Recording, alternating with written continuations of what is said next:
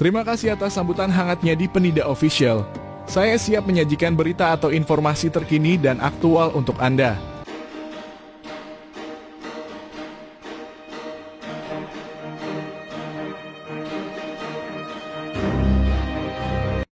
Pernyataan terbaru dari Amin Rais yang disampaikan melalui akun YouTube-nya telah menimbulkan reaksi publik. Amin menyebut adanya rencana apel akbar pasukan berani mati Jokowi pada 22 September 2024 di Jakarta yang melibatkan sekitar 20.000 orang. Menurutnya, pasukan tersebut dikomandoi oleh Sukodikdo Wardoyo dengan tujuan melindungi Presiden Jokowi dan keluarganya dari pihak-pihak yang ingin menjatuhkannya. Amin Rais mempertanyakan sumber dana yang besar untuk acara tersebut, mencurigai adanya sponsor besar di balik gerakan itu. Meskipun ia menyatakan tidak percaya jika dikatakan bahwa acara tersebut didanai secara mandiri oleh para peserta.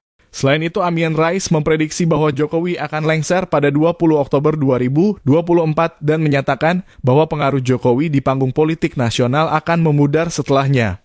Ia juga menyinggung kemungkinan Jokowi menghadapi proses hukum di masa mendatang.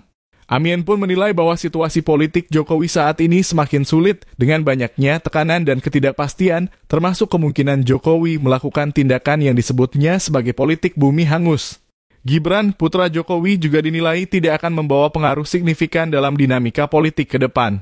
Pernyataan ini jelas memanaskan suasana politik mengingat posisi Amin Rais sebagai tokoh politik yang kerap memberikan kritik keras terhadap pemerintah.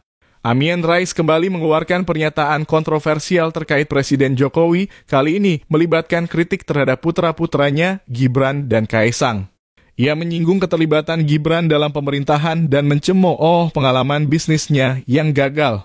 Selain itu, Amin juga menyebut Kaesang dengan nada sinis menggambarkan gaya hidupnya sebagai hedonistik dan tidak berhubungan baik dengan mayoritas milenial. Amin kemudian mempertanyakan kemungkinan Presiden terpilih Prabowo Subianto melanjutkan kebijakan Jokowi yang menurutnya penuh dengan kebohongan dan memecah belah bangsa.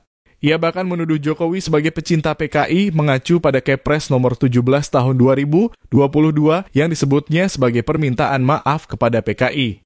Namun tudingan ini langsung dibantah oleh Mahfud MD, mantan Menko Polhukam, yang mengklarifikasi bahwa Kepres tersebut hanya mengakui terjadinya pelanggaran HAM berat di Indonesia tanpa ada permintaan maaf kepada PKI.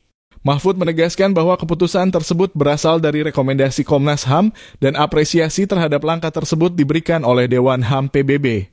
Ia juga menyebut bahwa usulan meminta maaf kepada PKI sudah ditolak dan penelitian sejarah 1965 per 1966 tetap terbuka secara akademis tanpa harus menjadi pandangan resmi pemerintah. Pernyataan Amin Rais ini menambah panasnya dinamika politik di Indonesia, terutama menjelang pergantian pemerintahan pada Oktober 2024.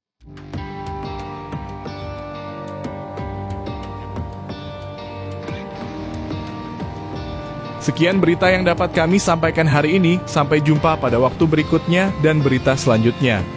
Jangan ragu untuk subscribe dan memberikan komentar. Salam dari Penida Official.